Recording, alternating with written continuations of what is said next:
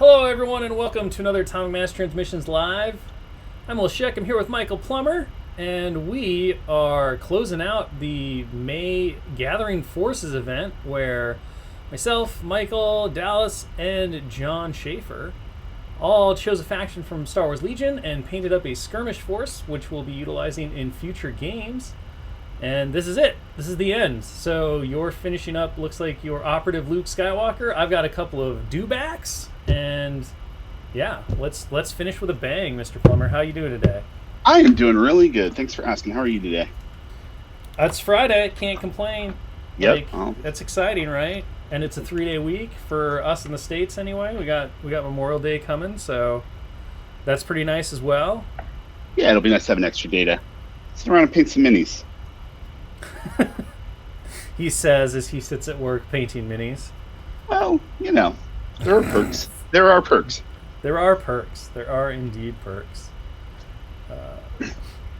So when we were getting set up for stream, you were working a little bit on painting that lightsaber white. I assume we're going to be doing some OSL glow today. We're going to try. First, I have to get the main highlights down and the main body pretty much finished. But then I am going to try and follow along with what Dallas did during Mini Stravaganza on that Darth Vader. I'm going to try my version of it on this Luke Skywalker. Because you never grow if you never try, right? That's true. You cannot improve a skill without first, probably failing at the skill a few times. Yeah. Or at least attempting the skill a few times. So I mean, we're gonna see Luke with a red lightsaber. I like this because you said you were gonna follow Dallas's class. I'm gonna follow his system. I see. Look at the cowardice coming out now. Look at the cowardice. You had a chance, Plummer. I did to do something bold and unique, so and then you immediately backed out of it. It's just disappointing, sir. I live to disappoint you. It's true. I'm digging that blue on the dewback. Is that Holder blue? It is. Ultra blue, is that it? Ah. Yeah. So the whole force was painted with Holder blue, and kind of the idea behind it was, well, when it came to the dewbacks, as we've been painting over the last several weeks, for those who have been tuning in, one of the big things that we've been discussing, not just why we made our choices for our forces and kind of what we expected our play patterns to be and stuff, but one of the biggest things that I've really enjoyed is how the narratives for each force is kind of unfolded, and those choices that we made initially because we wanted to paint certain miniatures or we thought certain miniatures in the line looked cool, things like that, have now kind of evolved into something that's like way more cohesive and thematic. And you have Jeff Rexler as your commander, which came out of a stream. Dallas has Jinx as his commander, which came out of another stream, and the chat itself trying to name his commander. So for my force, I always knew that I wanted to do kind of like a hostile environment force. I was going to take dewbacks. It was going to be really cool. I chose Holder Blue. We've talked a lot about why that is. We renamed Iden Versio as a commander. So we have Holdra Squad. And the last piece of the puzzle for me was like, okay, well, if you think about how these like unique unit colorations and markings and things like that, like normally they naturally evolve from something in the environment, right? Or something about the station that you're at. Like the Dust Devils, because they're in the desert and there's a lot of Dust Devils around. So that's what they call these people. So I decided, since the dewbacks were like central, like a core element of the force, because the planet is super inhospitable and probably corrosive to like metal, so they have to use these really tough space dinosaurs, that obviously they're going to base their company color schemes off of the coloration of the lizards.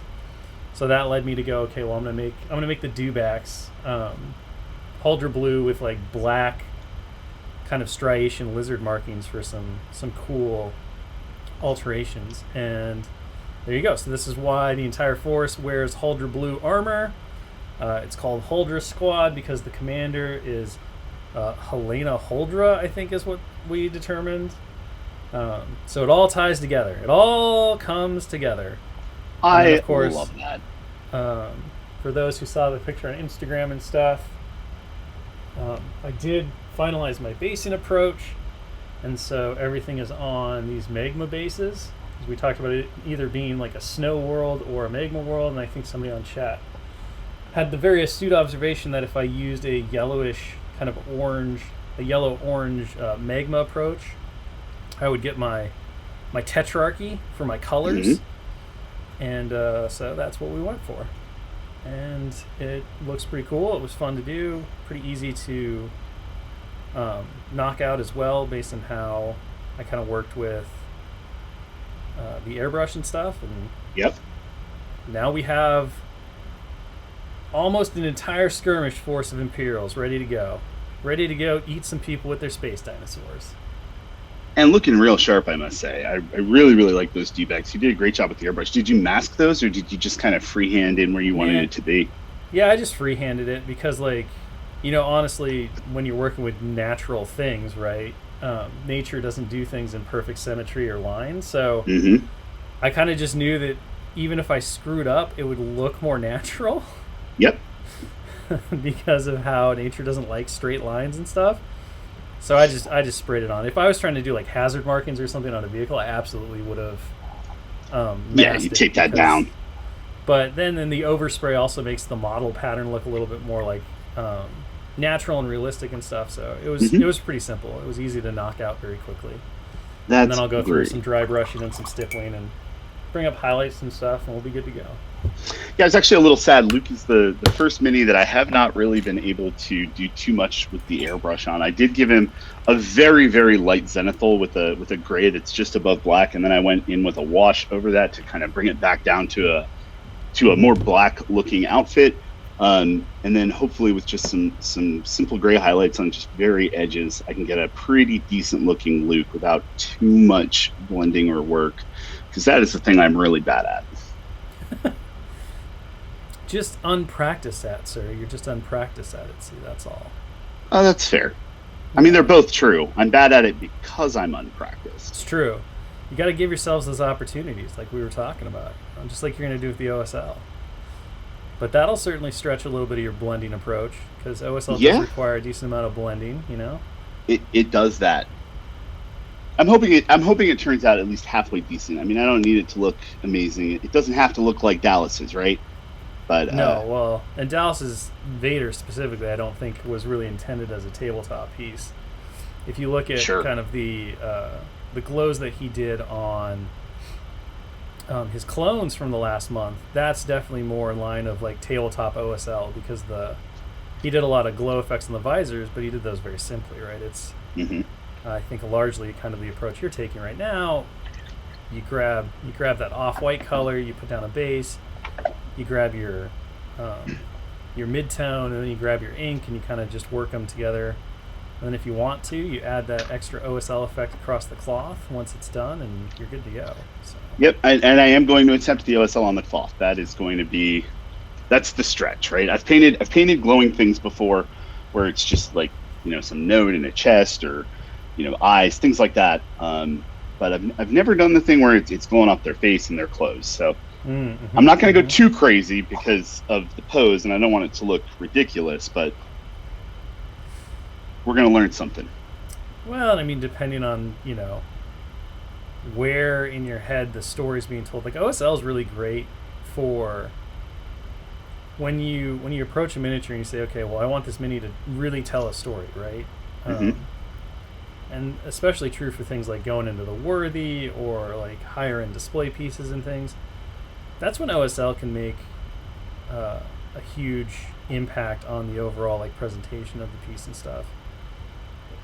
But from like a tabletop like in-game perspective, too much OSL can really detract from everything, because you're taking such artistic license to tell the story that that story only works within the confines of like certain things. So you do want to be more, I think, from my personal standpoint. And it's something that Dallas and I have talked about a lot as well when it comes to approaching like big forces and things. Going too like heavy-handed on the OSL can actually make the piece really starkly contrast in a bad way. Mm-hmm. with everything, and so you just want to be aware of that, right? Like if the entire army is done with heavy OSL and it's supposed to be at night, or you're doing like Umbara themed stuff, right? So you have all of these OSL like glow effects or things, or like what Dallas did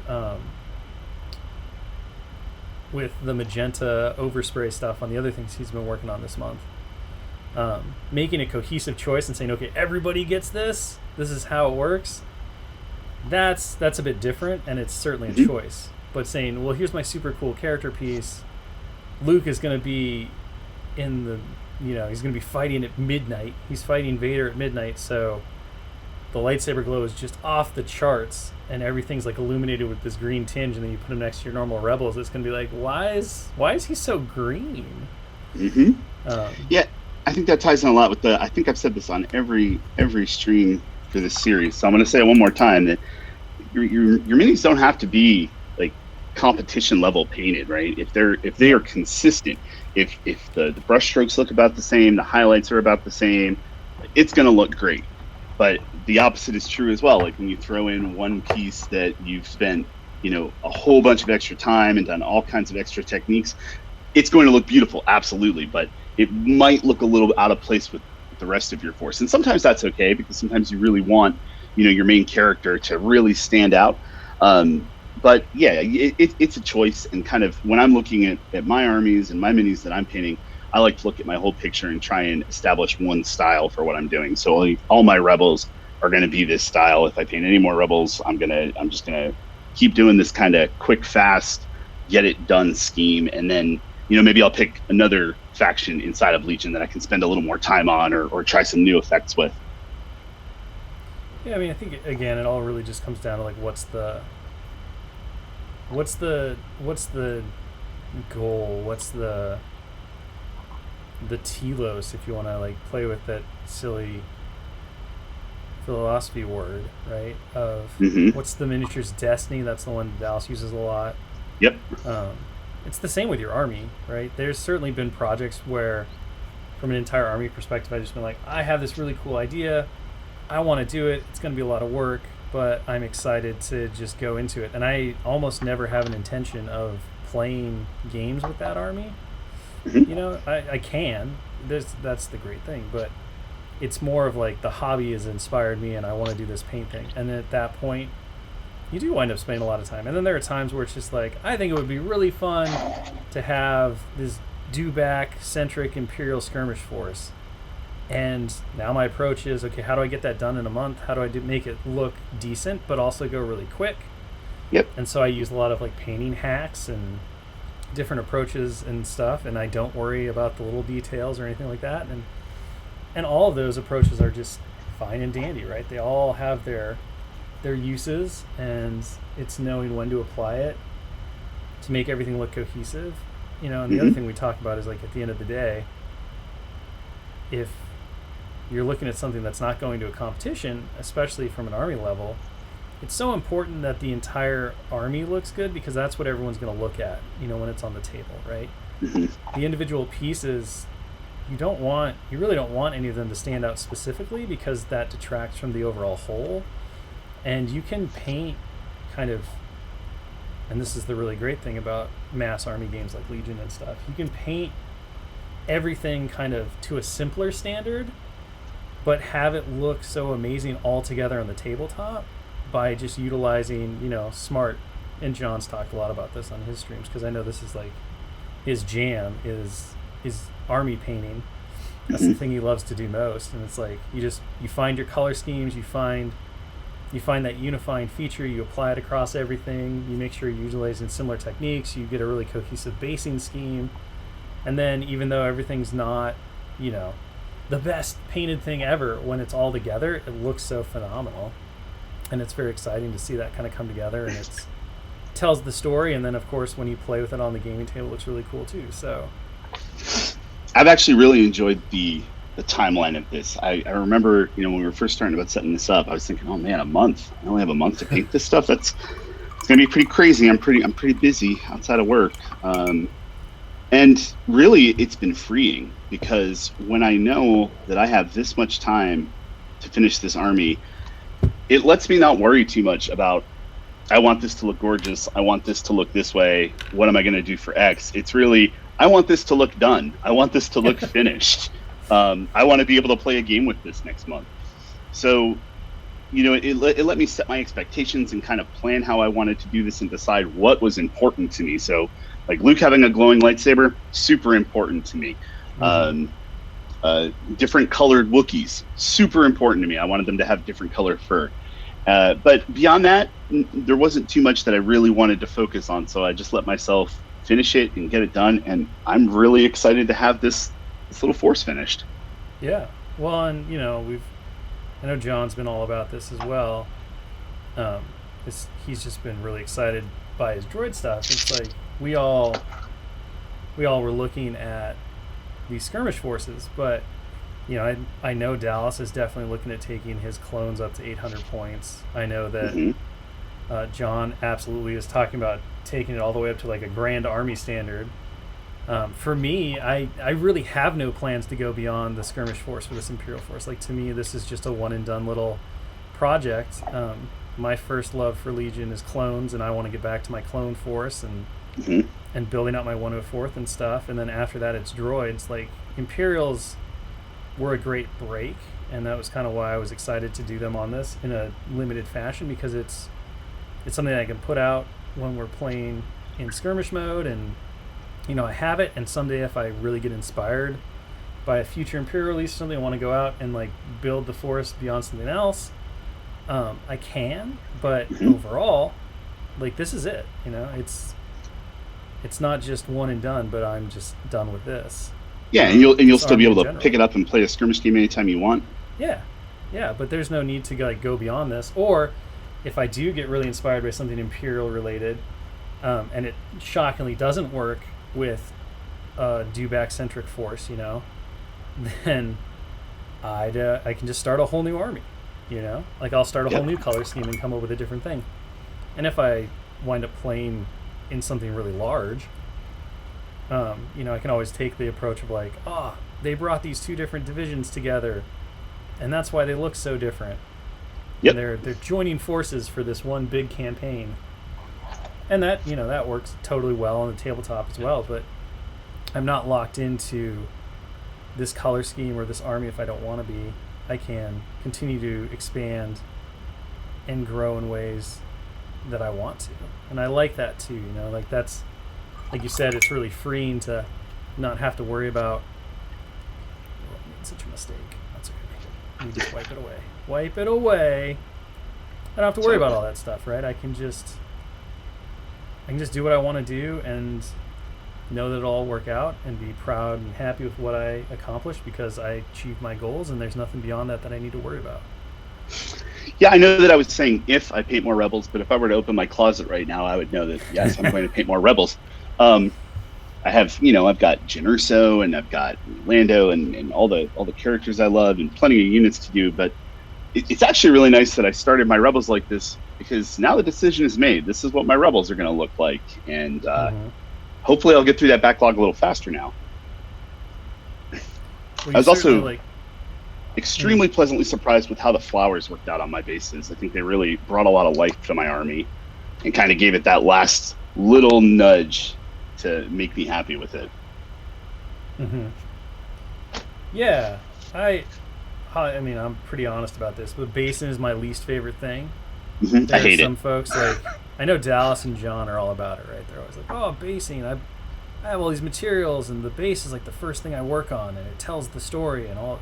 And I'm just like, I was the guy for a long, long time who the most you would get out of me for a base would be to paint it green. Like, I'd paint the base green, it would look hideous, and I'd be like, yeah, it's based. I don't care. Like, this is not how I want to spend my life. Yep. As I've like gotten older and kind of more into the hobby aspect, I appreciate basing more, and I love what it does, right? Like, the base just tells the story. I still don't particularly love doing it. Yeah. It's like, for me, it's always the last thing I do for an army, because I just want to paint, and then I'm like, okay, well, I guess I have to base it now, and so then I'll just sit down and do all the bases at once, which is what I did with all the Imperials up to these dewbacks. I just took a morning and I was like, okay, well, I have to base them now. So let's just get it over with. And Hmm. I sat down and I did it, and it was kind of like eating your vegetables. Yep. And I'm certainly one of those people who leaves the vegetables for last on my plate When because I I'm started basing minis, I would just glue sand on the bases, call them yeah done. yeah And I never really liked it. I hated doing it for one, and then it never really looked very good. And then one of my friends who is an excellent painter said to me, you should paint that sand. It'll really tie it in with the rest of the world that your miniature is standing in. And they're a really good painter. So I listened to them and I went home and I started painting all this sand. And I was working on a huge army, it had like 40 minis in it, and I just started painting the sand. And I'm sure that at some point you have heard my rant about painting dirt to look like dirt and how mm-hmm. angry it made me.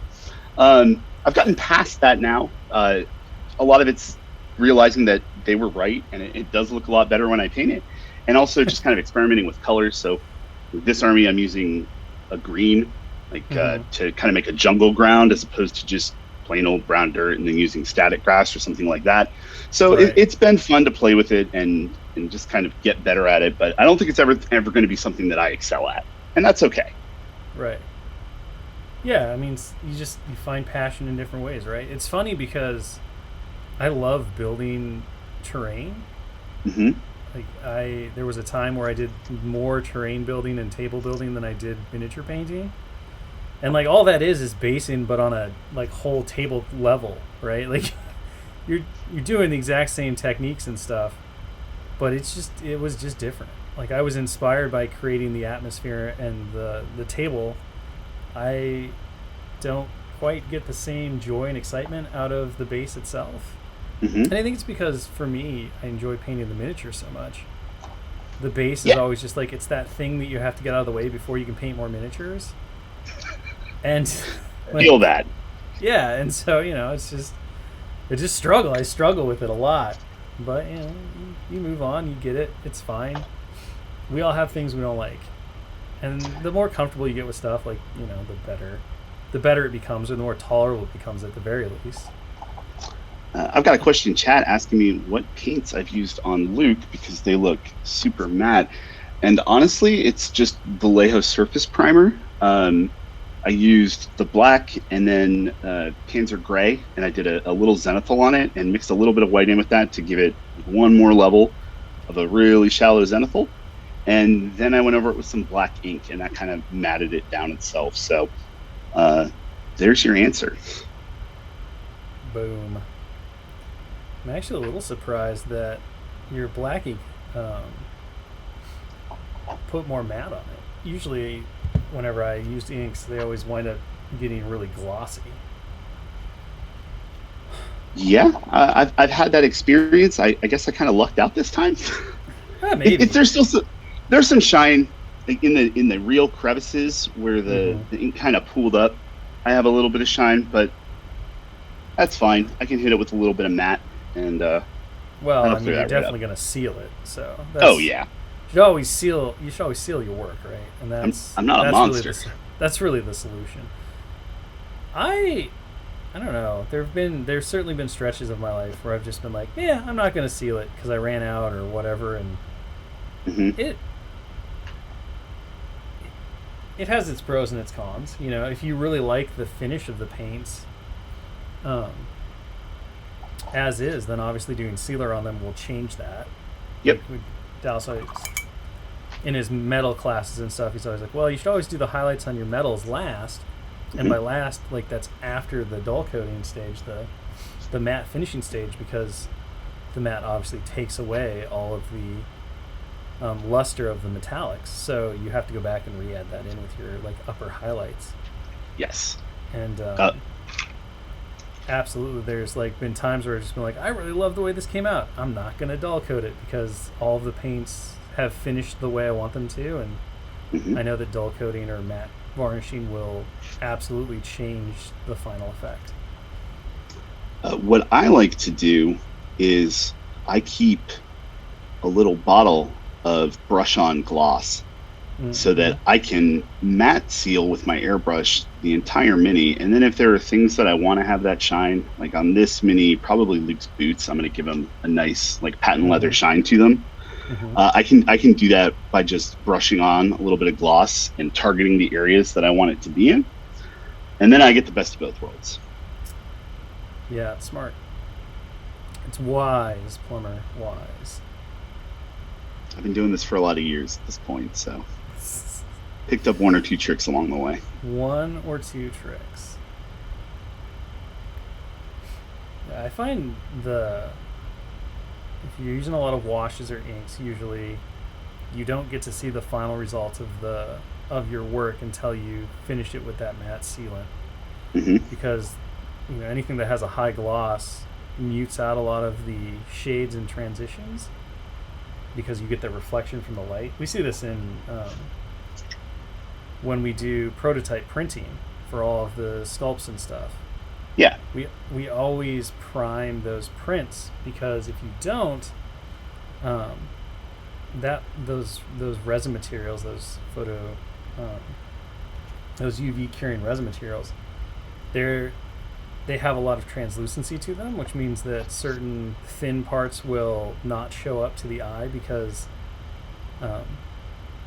light just passes through them. So it's really hard for your eye to see like a smaller than a millimeter nose, like a 0.02 millimeter nose, if it's all translucent. Yes. And Yes, then it is. also some of those resins have a very high sheen, so they're pretty glossy. And so when you're looking at something that's really glossy, obviously, again, you lose all of that like fine detail and definition because the light reflects back, and it becomes really important to kind of do. So it's the same with some paints. Like when I'm mixing paint lines, especially because every paint line has a different finish. Some even within the same brand or like the same companies, and sometimes even within the same line, the paints will like dry different, right? Some will be like Yep. a semi satin, some will be a gloss, some will be a matte, some will be a dead matte. You have to go in, and if you can just like even it all out with the same kind of application of that sealant, it's like, oh, there we go. Now everything looks right. It's all on the same level. Yeah, I didn't make as big a mistake as I thought I did. Well, I always talk about the garbage stage of my minis when I look at them Oh, and I go, oh man, I've ruined this entire thing. And that's usually from the minute I start painting until I start doing highlights. Because woo. once I get, my inks down and it's ready to start laying some highlights, and that's when I can finally start to see what it's going to look like when it's finished in my mind's eye. And that's when I feel a little bit better about what I've done. Mm-hmm. Oh yeah, the ugly stage is a very real thing, and The you're ugly right. stage.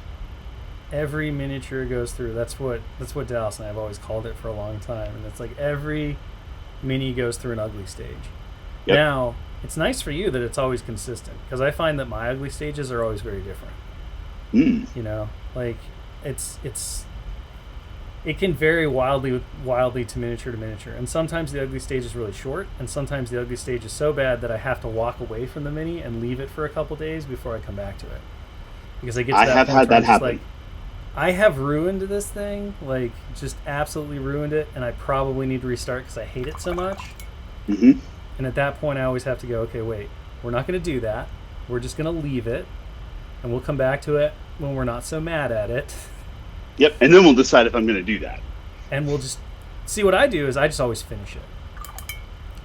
Like That's smart. the next couple of days, I'm just like, okay, now we're back. We still don't like it, but we're gonna finish it. And every time I do that, I'm positive, like there are times where I'm right and I totally like screwed the pooch, Hmm. and it's just an ugly mini, and my colors aren't right and everything. But the simple act of like sitting down and finishing it, quote unquote, even if I just completely repaint the thing, always leads me to a result where I'm like, okay, this looks great now. Like we've gotten over the hump. I'm very happy with this. It might not be everything I ever wanted, but I am happy that it's done and it looks really good, and I am excited to get it on the table or whatever. But yeah, that ugly phase is a pain, and I think it's one of the biggest things that you always have to like train new painters to watch out for. Yep. Because sometimes you're working really hard, and then you take a step back and you look at it and you're just like, this looks like crap. Like I don't understand what's wrong with it. Hmm. And you just be like, you just work through it. Like don't throw it out yet. You just got to keep going, like keep chipping away at it. And it can be discouraging. It can be super discouraging, especially when you're painting a big mini. The ugly stage on a big mini, man, that is rough. Yeah. A lot of the times, though, kind of going back to your point about, the highlights and stuff, the ugly stage, I find, is sometimes what I'll do is, if I really am like not digging where something currently is, if I haven't painted certain sections on it, I will stop what I'm doing and I will just go through and base coat everything else. Because sometimes the simple act of not having flat colors on everything and having a lot of primer showing, or like, on this mini, because I airbrushed it, there's areas where there's just overspray, so there's like slop. Yep. Can really detract from what's happening everywhere else. And then a lot of the times, if that doesn't work, or if I'm just really not feeling it, I will actually go through and I'll paint the base. Just not to be primer white. Because I use a lot of gray in the Zenith primes that we do. Yep. And having that like really ugly gray reflective base color can really change the tone of the whole like miniature, right? Yeah, and especially with white, it's so stark. Like, even looking at this white lightsaber, I know what I'm going to do with this. I know why it's white right now, and I hate it. I hate it so much. Yeah, it can be, well, and the other thing to think about, like, when you're, especially on a base, right? If you don't have things, if you don't do your basing beforehand, or you do it after, kind of like what I did here, the base is so important to the overall like appearance of the miniature, not just because it ties everything together, but because when light hits the base surface, it'll either reflect back, which will illuminate the miniature, or it will absorb the light and therefore it will darken the miniature. So your basing has more of an impact than just than simply like, oh, it looks really cool and ties it all together, right?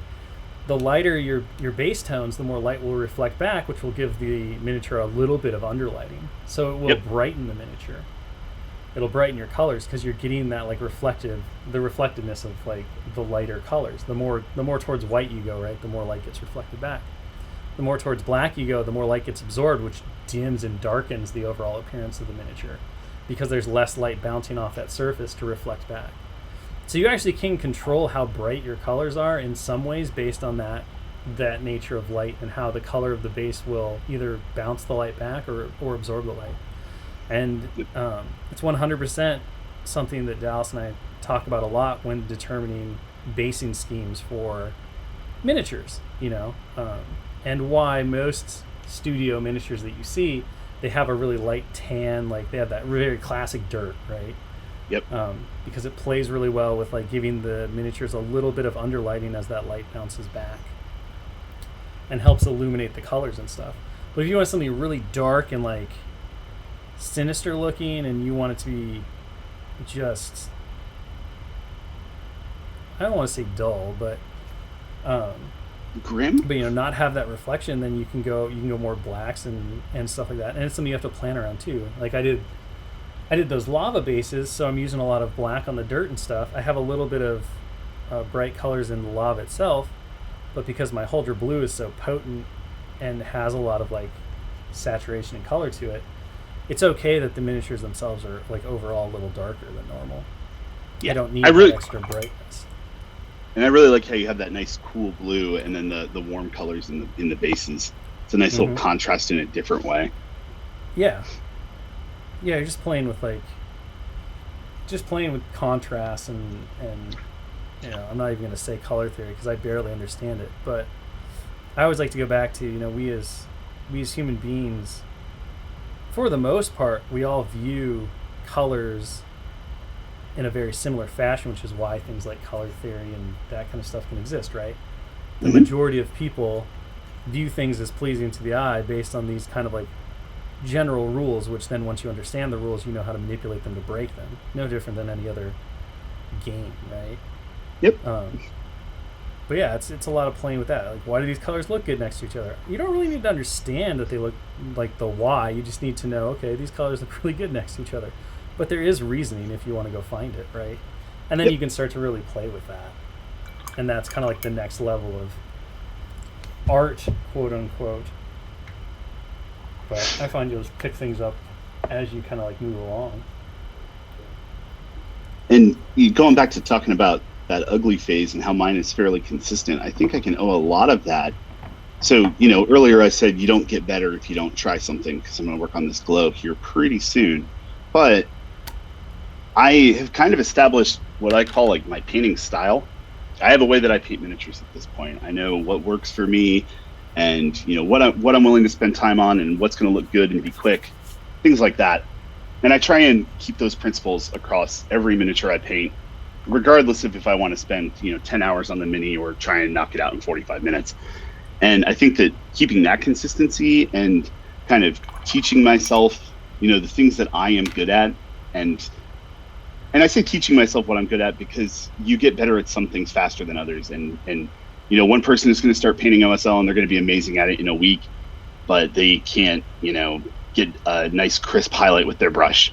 Everybody has the skills that they excel at personally. So I've tried to pick those and find those things that I'm good at and try to include them as a baseline for my painting so that I can kind of control that ugly phase and also, fix things that look not so great when I try something new by just going back to an old tried and true. Yeah, Alan Bryan in the chat has a really good point. I like this. They always tell new painters about pushing and pulling when it comes to painting, and it's kind of like it goes back to the statement that Dallas uses a lot, and I've kind of stolen from him over the years because I've heard it so much, is painting is just the fine art of correcting one's mistakes. And that's really what you're doing, right? It's just like, oh, well, I made a mistake here, so I'll just kind of push this over here. Or, I need to get to this color. It's just like, Bob Ross is always like, there are no mistakes, just happy little accidents. Fantastic words, Mr. Ross. It's true. It's only a mistake if you let it be a mistake and you let it hold you back. But otherwise, it's just something that, you consistently, like, kind of dance with. Painting's a little bit like a dance. You just kind of have this ebb and flow, and you go back and forth, and eventually you wind up in a spot where you're very happy with the results and you kind of made it work to what you want. And it's fun. It's cool.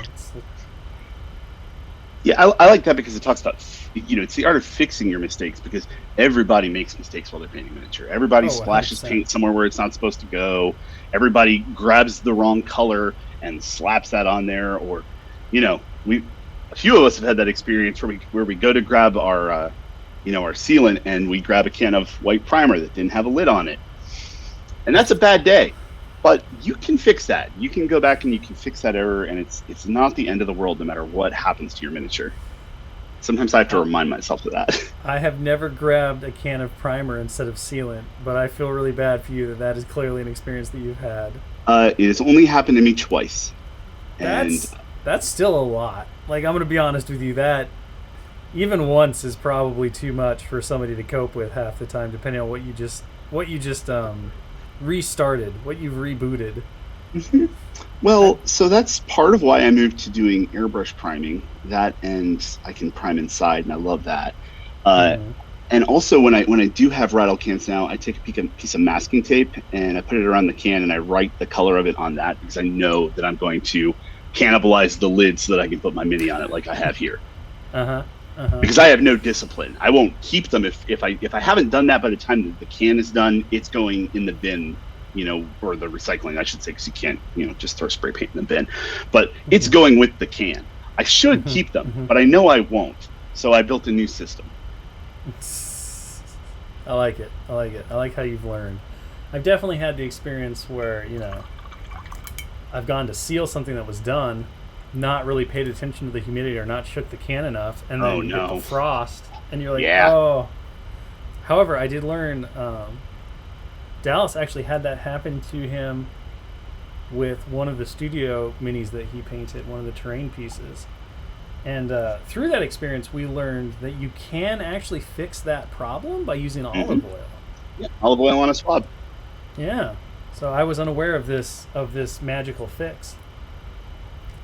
But he did it, and it actually worked out pretty well, and he saved himself having to repaint an entire studio mini. So that was very exciting for all involved that day. It is a similar thing that if you're using super glue and you get that frost, if you glue your mini and then put it in front of a running fan while it dries for a while, I find that I don't get that frosting. So Interesting. go ahead and put that in your back pocket too. I will. I And don't. that's especially useful if you have, like a clear acrylic piece, like on a I think the land speeder has a clear acrylic, hood windshield. The A5 and the Lat LE, which just released last week, definitely do. Yeah. Well, And in fact, I had that happen to me when I was building, not my own, but I was doing the a test build for one of the early shots of it, hmm and I wasn't being super careful because you have to, you got to get it together so you can get notes out. Yep. People are very insistent that they need feedback quickly, and I did have the canopy on that lat frost on me, which wasn't a big deal. I did wind up painting that. I painted it over one of the Star Wars streams in April, maybe. And anyway, so I just painted the canopy. I just sprayed over it because A, it was glued, and B, it was frosted, and I was like, yeah, it is what it is. just fixing your mistakes. That's right. Well, and like I said, much like basing, I love it when you get to see all the cool interior detail for vehicles and stuff that sculptors do. Yep. I'm not going to paint that. That's not my life. So I appreciate the effort, and I know that there are people out there that really love to go the extra mile and make beautiful interiors. And they'll do all kinds. They'll put in LEDs. They'll paint everything beautifully. All that stuff. Like, no, thank you. I'm just gonna. The doors. If there's an option to have the door open or closed, the door is always gonna be closed. Every single time. I really appreciate how honest you are with yourself about that, because I I'm the am. person, I see that and I'm like, I'm going to paint that. And it's going to look awesome. So I prime the entire thing in sub-assemblies, and I'm sitting there and I'm painting the mini. And then and I always say to myself, I'll get the inside last, because that's going to be a lot of detail work, and I want to make sure it looks real good. And then I finish most of the rest of the mini, and I'm like, I'm just going to glue the door shut. Yep. Every time. Every single time. Mm-hmm. Yeah, it's, again, I think part of it just comes down to what you want. And again, most of the games that I play in which there are larger vehicles are typically like, they're big mass battle games. They're Legion. And I don't really need the interior of that piece to be like amazing and awesome, because it's supposed to go with the cohesive whole, right? And Yep. that's just not for me. And I really love watching people do amazing things with that stuff on their own, but I'm not going to. Like, I'm not going to pretend that I'm going to, or that I even want to. Like, there's not even a part of me that's like, that would be really fun to maybe just like do that with a kit someday and sit down and make the doors hinge open. Like, nope, I don't want to do that at all. Like, not one bit of that sounds appealing to me. So I don't do it, right? And other people do, and I think that's awesome. Like, again, John Schaefer did a whole stream where he talked about how do you paint the interior, how do you assemble it, like what do you do? The inquiring minds want to know, and I was like, I don't, because I think it's interesting to like learn those tips and techniques, but I don't want to do it, and I've done this long enough that I just know that about myself. So I always want the option to be there, but I won't utilize it, right? Like, that's just. Mm-hmm. And I think that's, again, it goes back to what's so cool about miniature hobbying in general, is that there's so many different ways to approach it, so many different ways to enjoy it, that my way doesn't have to be someone else's way. And our goal as a studio and at AMG is to try to maximize the number of different opportunities that we give people to enjoy the hobby in a way that is most fulfilling to them. And that comes back to how we approach sculpting and miniature design, how we approach game design and organized play and all that stuff, right? It's like, it's a hobby. There's not one way to do it. There are many ways to do it. There's, a realistic cap on how much you can do. Mm-hmm. And everyone's is different. Everybody has a different life. Yeah, and so our goal as a studio, right, is to just try to maximize any way we can the number of expressions and opportunities that players have to interact with that stuff. And sometimes that means that we work on things that people are like, oh, I don't care about this thing. And you're like, okay, well, but you do realize that many other people might. Yeah, absolutely. And that's what it's for. Like, I'm sorry, not everything is for you. We do our best to make sure that the vast majority of things are for most everyone.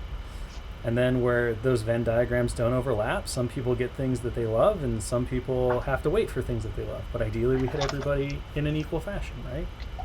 That's the goal. That's kind of the goal. You aim for as much overlap and middle ground as you can, and then you do the things that you think are going to take the games to the level that you want them to be at, and are going to continue to grow and expand them in ways that will see them last for the next 10, 20, 30 years.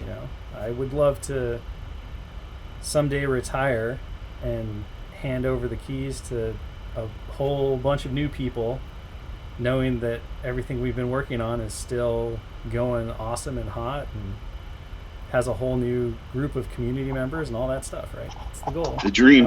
It's the dream. Want it to outlive myself. And I think everyone at AMG kind of has the same mentality of that desire and that goal, and we do our best to get there. So all right, moving on to the next step. I really love that also, just because for me, like, what is for me changes a lot just based on where I'm at and what I'm doing. I used to be a super competitive tournament game player, and that's just not something that I enjoy as much anymore. I still understand it. I understand why people love it, and I get excited, reading people's tournament reports and talking about like the great time they had and their games and things like that. But for me, I just don't have the stamina to play a game for 12 hours of a day anymore. It's just not fun for me anymore. So I've kind of switched my own personal gaming focus to some more, narrative things and smaller games like skirmish games of Legion and things like that, because it just better suits my lifestyle and what I have time for right now, and kind of, changed up how I hobby and how often I hobby. And it's great that it can change with me. And when I have more time, or I, find something else I want to do with the hobby, I'm going to be able to do that. Mm-hmm. Yeah, it's like I said, it's one of those things where sometimes it can be difficult to look at something and realize that, hey, maybe this one aspect of it isn't necessarily for me. And sometimes, I'll be honest, sometimes like it becomes even harder when it feels like more often than not that thing isn't necessarily meant for you. But, in the general scheme of things, the goal is that if you really look at everything as a whole, especially if you enjoy the base experience, right? If you enjoy the thing that brings everybody to the game, which is always that core game experience, that's not going to change. What happens is where does the expansion go outside of that game experience, right? And those questions then become, well, is there stuff that's happening that you really enjoy? Is there not? You always have that base experience. Ideally, we're hitting so many different realms that everybody has their thing. And even when maybe, you don't see the thing that you want, the awesome part is there's a big community out there. And if there's enough people who are interested in doing X, Y, or Z, you're probably going to find folks who do it. I know John and his game group that's local in Roseville, they do all kinds of like wild and crazy stuff because they just like that. He talks about it all the time, right? We create these gigantic scenarios where we bring all of our stuff that we own for Legion. We don't even worry about the points, and we just play these massive, like, crazy narrative battles. Like, that's awesome. Yeah, that's rad. Right?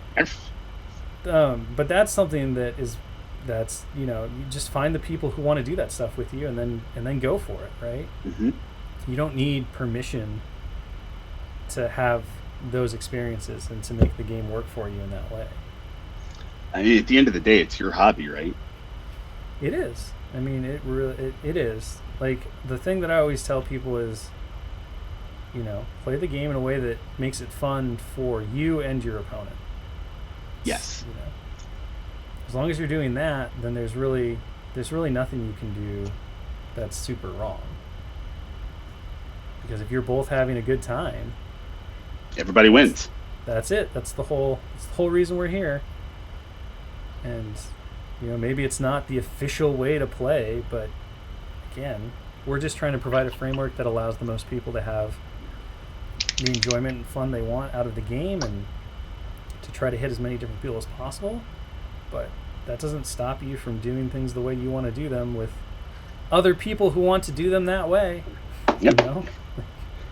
Yeah, I mean, a lot of the times, people look at a game, they're like, "Oh, I really think this is a great game, but I don't enjoy this thing." Well, don't do it. When you play, you pull it out, do something different, have fun with it.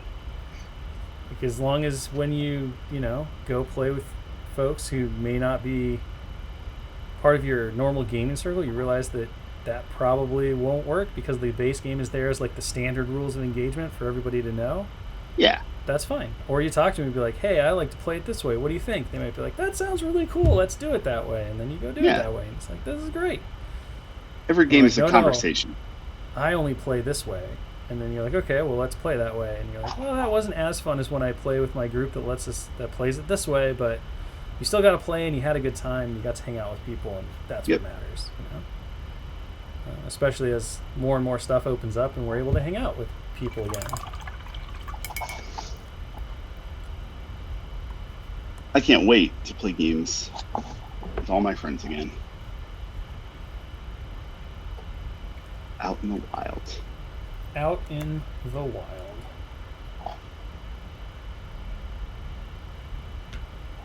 For sure. You were playing, well, you were doing some playtesting this week, though, with one Darth Vader. So that's something. I mean, that's true, but playtest and playing a game are two very different things. Like, I enjoy playtest, I enjoy the work that I do, but it's not the same as just having a laugh and rolling some dice and not thinking about why am I doing this. That's fair. It's very fair. But yeah, I'm very much looking forward to seeing how that Vader Down project continues to evolve before it's released to the world, since one Simone Elliott promised that like so far back, and it's been on the working project list for a while now. It's finally seen it in action has been something else. Yeah, it's starting to come together. I think it's going to be really cool, and I think people are going to be excited about it. People who like to play Darth Vader, I think, will be very excited about it. I mean, everyone else will just go along with it, to make the Vader player feel happy. Well, that's how it should work, Plumber. If Darth Vader is your favorite, this is for you. It's definitely one of the really fun things about these alternate game experiences and stuff is getting to get really kind of crazy and relive those super iconic narrative moments that don't make for a good base game, but make for an awesome like alternate game experience. And I love seeing that stuff. I love working on that stuff and doing that stuff, and it's just it's a really fun way to kind of play in the sandbox with different toys. If the game is a sandbox, you get to bring a different shovel and bring a different little castle mold. That's really fun for me. I really like building new ways to play within an existing system. Yeah, and I mean, maybe you read the Vader Down comic and you're like, those rebels didn't know what they were doing. I could definitely do better. Here's your chance. Give it a shot. See what you can do. Good luck. Yeah, who knows? Maybe you can. Maybe you can. Probably not. But maybe you can. Who knows? That's a nice brown on those harnesses. Yeah, it's just brown leather, I think is the name of it. No. Did I have it wrong? Hold on, let me grab the bottle. Oh, it's Bosch Chestnut. Excuse me. I don't know what Bosch means, but it's Bosch Chestnut. Huh. Yeah, there you go. Do we have any photos from Instagram this week to take a look at? I think we do. I was so into these space dinosaurs. Okay. I started really enjoying talking about the hobby. I almost forgot. Let's not just talk about the hobby. Let's show off the hobby here. All right. So the first one we have should speak to you very strongly, Plumber. Mm-hmm. So, some sweet looking Rebel troopers. That looks like Endor Rex to me. Yep, I was going to say the exact same thing, and I love it. By Brio Brush. Again, like, I love the colors. I love the way the base ties in with the overall color schemes. So you have that very classic, like, drab Rebel colors with the green and the browns, but they've been applied in different areas. It makes the squad look cohesive, but also kind of ragtag. And then, of course, like, everything fits together because of that deserty crackle base with, like, the kind of prairie grass and all of that stuff. So I think this is just awesome work. And, of course, the faces are fantastic. I mean, there's so much. Yeah, I mean, I'm really bad at painting eyes. And I have practiced painting eyes for hours, and I'm just bad at it. So I pretty much just don't do it anymore. But the eyes on these are just great. Like that one trooper on the left in the photo, to me, it looks like he's kind of looking out of the side of his eye, and he has that grouse on his face. Like he sees something over there that he's not happy about. And I love when the face is expressive on a mini. I think we can assume that what he sees are these super sweet ISF coming out of the woodwork to blast him. And those are just beautiful. Like you were talking about before, with the way that the bases make the miniature, the light of the miniature look different with that nice warm tone, that reddish brown. You can kind of see where the sunlight is hitting from the sky, and they're on this planet, but they're in that dark gray with those black helmets. So just like very, very muted on the armor itself, and then they went in, and if you look in the eyes of the helmets, they're very much that same brownish red. So it pulls that callback like right from the base to the face, and I love it. I think they look great, and the symbols on the sides of the helmet are real crisp as well. Well, and there's also just like it's a really good showcase of contrast, right? Like I don't think anything here is necessarily super complex in terms of color application. It's just doing really nice washing, highlighting, and getting those edge highlights on the helmets to really make them pop. You can do so much, especially on dark colors, with so very little, because that's how black kind of works, and it's what makes it really fun. A really fun color to work with is let you practice that edge highlighting and just work on contrast rather than anything else. So yes, these look fantastic, and that unit just looks super cool anyway. Yeah, it's just so good. Little helmets. And then last but not least, everything's on a desert base today, or some kind of like dusty ground base. This fantastic clone trooper, which it's a great looking clone. The weathering on the legs like really ties it into the base and tells the story. It's really good. You've got the warm brown kind of ochre color on the legs, and that ties into the ground. Then you have like the really stark cold white for the armor, really sharp black shading, all of that stuff. So just a really great kind of application overall that helps tell the story, tie the miniature into its surroundings. Yeah, for me, it's the weathering on that white personally. Like it just shows that whole world, and that clone has been marching for days at this point, and that's just so cool. And it makes me want to paint a clone army, because one of the reasons that I don't paint clones or stormtroopers is I really don't enjoy painting white. It's a lot of work for me, but that weathering just brings it to life, and it's beautiful. So great job, Trooper Wargaming. It looks really great, and I'm sure it will look amazing across the entire like unit or army and stuff. Just like you said, it tells that story of the group that's been in the weeds forever. I dropped my dinosaur. And is just battle worn. They're no longer shinies. They've been in the muck and the dirt for too long now. So amazing stuff. Of course, we won't be grabbing any more #Gathering Forces, since this is the last stream of that series for us. However, for those of you in the chat and stuff, always hit us up on social media. We want to see what you're painting. We want to see what you're working on. Use #MyStarWarsLegion on Instagram. That will allow us to find it. We are still doing, there's a couple days left to get in on May's monthly painting challenge if you want to have a chance to get picked out and shown off on stream, whatever you're working on. We're looking for core units, I believe, is this month's challenge. So you can take a picture of your favorite core unit or the core unit you worked on over the course of this month or anything like that. Put it on Instagram, #MyStarWars, my Star Wars Legion. And you might get to see it on one of the streams in June. And I personally will just sit on my social media and look at those like at night when I'm just kind of playing on my phone. I love seeing people's painted minis, so please share them. It makes my nights better. Yeah, it's so much fun and so inspiring to see what other people are working on, like how they're approaching colors. You learn new techniques, obviously, from being around other people, talking to them about painting. Mm-hmm. But you also get inspired to try new things or go search out new things just by seeing what other people are doing, right?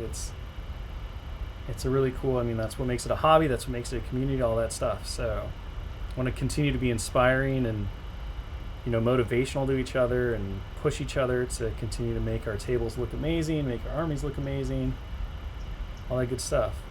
And it's super awesome these days that we now have all of these different ways online through social media and stuff to be able to connect and view that.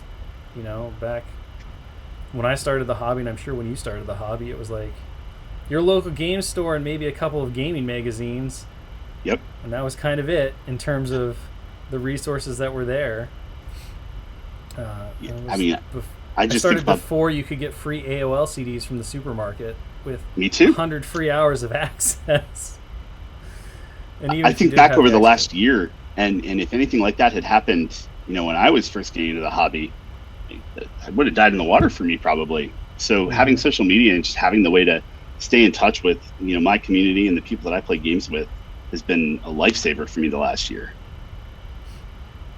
Yeah, it's a really blessed time. It's awesome to be able to connect globally, learn from all these different folks through videos and just seeing what they're doing. So continue to share all that stuff with us. We love seeing it. It inspires us to get back to the office and continue to work on brand new stuff. And we pay a lot of attention to everything that gets talked about concerning the games that we work on. And there's no bigger motivator than release week and seeing everybody working on their AA5s and their LAT LEs and talking about them, what they love, their challenges, the things that they approached it, and what they learned, then looking at how to apply that both in our own personal hobby and apply that going forward as we continue to work on these awesome games and all that stuff. So the only challenge that I ever find is that there's just not enough time to be able to do everything we want to do. That is so true. This would be amazing. It would be. Unfortunately, we have 6 other amazing things. Add it to the list. Add it to the list, And it's just this big old large Herculean monolith of things, We're the start of it, and then we work with our amazing co-workers and partners at Asmodee North America and production and all that stuff. It's wild. It's wild. So eventually we'll get to all the cool things on our list, and hopefully those will be most of the cool things on everybody in the community's list. But like I said, we're in this for the long haul. We want to make sure that when we retire to our golden years, we're handing it off to another crew of excited and dedicated people that we're going to continue it on with the new community and the old community and all that stuff. So we've got an infinite timeline. That's what I like to say. Yeah, and if we do everything right. I just want to call out that's a little selfish too, because when I retire into my golden years, I want to make sure these games are still here for me to enjoy, because I'm going to have plenty of good years left to keep painting and playing games. That's right. At least that's my plan. More time, sir. More time. That's right. That's right. You miss out on so much. All right. Well, with that, it looks like we are over time. So we did pretty well. I'm going to finish these dewbacks up over the weekend.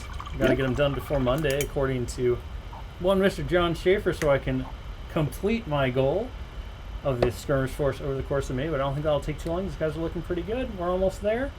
Plumber, that Luke's looking great. I'm excited to see how that OSL just about goes. Done.